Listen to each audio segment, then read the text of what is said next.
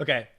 George on ROIC is saying, I get in the end, you want to be holding a bag of good companies, which is what we just talked about. The question is, if you were starting to buy shares of what I believe are good companies, investments, how is that different from giving my money to a brokerage or IRA or Acorns to invest in what they believe are good companies or investments? Obviously, there's a matter of greater control. But if in the end you both find the same company's investments to be solid, does actively trading help or hinder growth? Follow up, would it be wrong to trade up to the big fish, catch a bunch of the smaller fish as bait to the big fish, i.e. buy attractive SPACs because they're hot right now, only to sell some for profit, then use said profit to invest in something bigger? I would say, so the first question is the difference between managing your own self-directed IRA or brokerage versus like putting into a growth mutual fund. The problem with my problem, in my opinion, with growth mutual funds is, first of all, it's going to be a much higher fee than just buying the stock. Second of all, so over time, that really eats into your returns. Second of all, I don't love a growth mutual fund.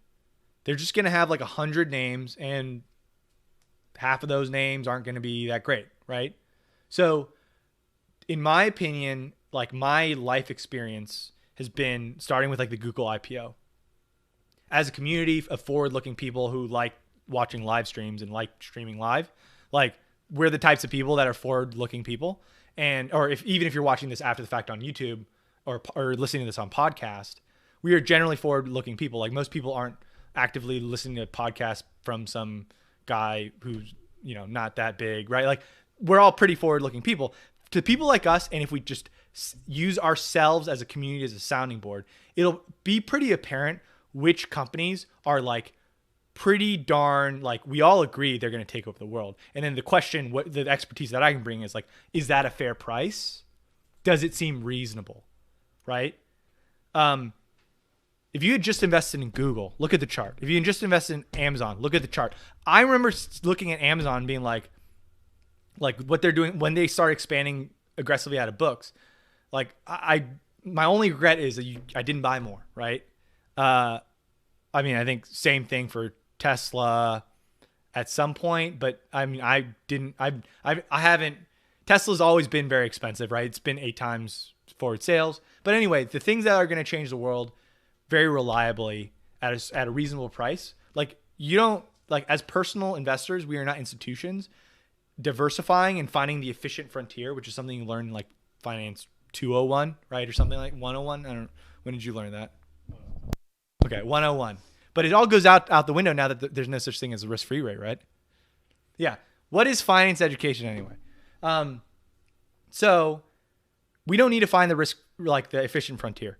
We just need to reasonably be in a handful or 2 handfuls or maybe 3 handfuls of names that we know very, very confidently are going to compound capital over decades, right? And to me, in my opinion, and when we look back after a decade or two, like you'll say my portfolio was much, much, much more overweighted to the Googles, Amazons, I guess at this point in retrospect, Teslas of the world, versus a growth mutual fund that is efficiently diverse, but also diverse into growth companies that fail. Growth companies will fail more often and provide lower returns more often on a like per swing basis than a value one will, right? Because a value one, you're buying cash flow.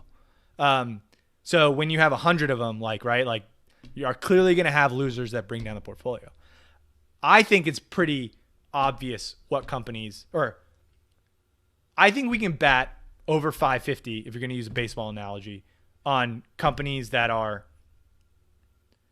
going to change the world, and we know it, and then we just buy in at attractive prices.